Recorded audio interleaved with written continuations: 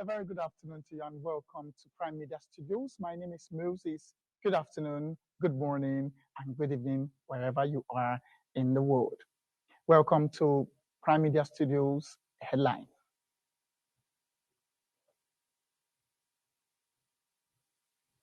Police calls for arrest of popular skit maker over immoral pranks. Autumn in EFCC custody amid misappropriation claims. 74 witnesses pending as tribunal resumes hearing of Atiku PDP's petition. 6 companies get approval to import petroleum products. And now the news in full. Police call for arrest of popular skit maker over immoral pranks. The police force public relations officer CSP Olumuyiwa Adejobi has called for the arrest of a popular skit maker popularly known as Trinity Guy. CSP Adejobi ordered the arrest after he ignored initial warnings to skit makers to regulate their pranks as they endanger lives. The FPRO, who shared an extreme prank video of Trinity Guy via his Instagram page on Monday, urged people who have been affected by the skit maker's pranks to report them to the authorities. He said, "This doesn't make any sense. I think the guy should have been arrested. Those individuals who feel the heat and fear of the pranks should be reporting the pranksters, as many of the pranks are criminals, immoral, and evil."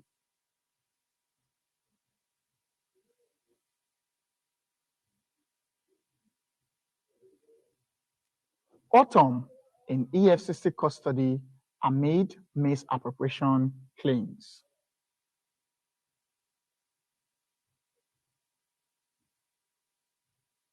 Autumn was invited for questioning by the Anti-Graft Agency for alleged misappropriation funds a month after leaving office. Former Benue State Governor Samuel Autumn has been taken into the custody of the Economic and Financial Crimes Commission, EFCC. Autumn was invited for questioning by the Anti-Graft Agency for alleged misappropriation of funds a month after leaving office.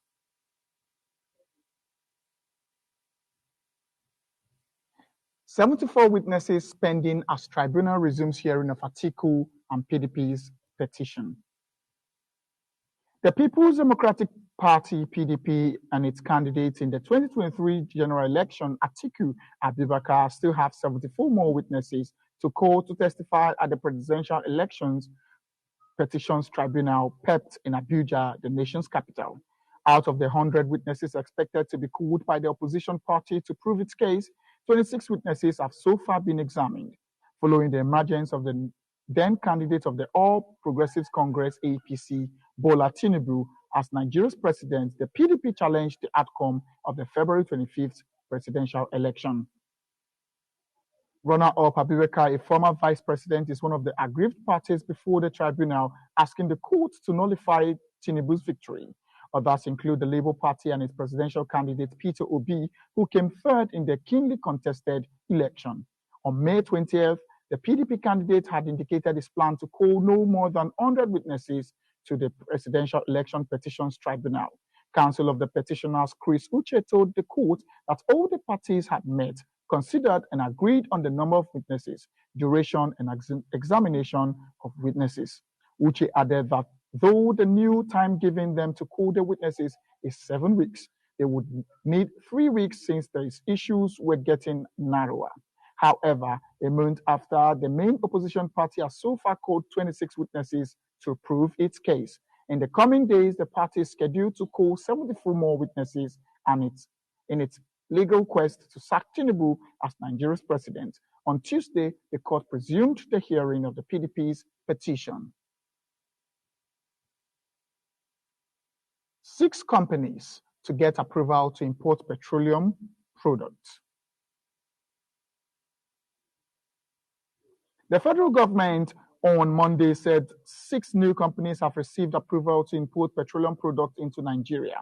The managing director of Nigeria Mainstream and Downstream Petroleum Regulatory Authority, NMDRA, Farouk Ahmed, made this disclosure to state correspondents at the presidential villa. Farouk stated that apart from the approved 6, several companies applied for permits to import petroleum in due course. Ahmed also debunked insinuation that the Nigerian National Petroleum Company Limited, NNPCL, had given approval to Dangote Group to import petroleum, saying that the company has no powers to give such approval. The managing director further noted that there are several companies that applied for fuel importation permits, and anyone can apply for importation to get access to the port, as authority is open to all those interested in importing. Ahmed said there are 6 companies who said they want to import fuel in July. Of course, all the others may import in December, in November, or anytime, but those who express interest to bring in fuel in July, there were 6 of them of this morning. The beauty of it is that there are interest, which means that they have been able to have access to foreign exchange in order to import. Now, as we go along, of course, we'll be briefing you on the progress or the achievements so far. But the important thing is that NNPC has 30 days for sufficiency.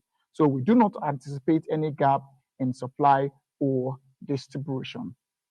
Meanwhile, President Bola Tinubu has taken steps to stop ship owners from withdrawing their vessels over what they see as excessive back charges. The special advisor to the president on revenue, Zaccheaus Adedeji, who led government officials in an interactive session with shipping stakeholders at the State House, warned that Nigeria cannot afford not to have vessels moving and out of the country. Reports have suggested that at least 2 ship owners said they were keeping their vessels away from Nigeria after a series of multi-million-dollar tax bills were sent out, seeking to recover back unpaid debt duties from 2010 to 2019. Briefing State House correspondents after a meeting today with stakeholders, Adedeji allayed fears within the oil and gas sector, spelling out the agreement reached to avert vessel withdrawal so as not to disrupt the flow product.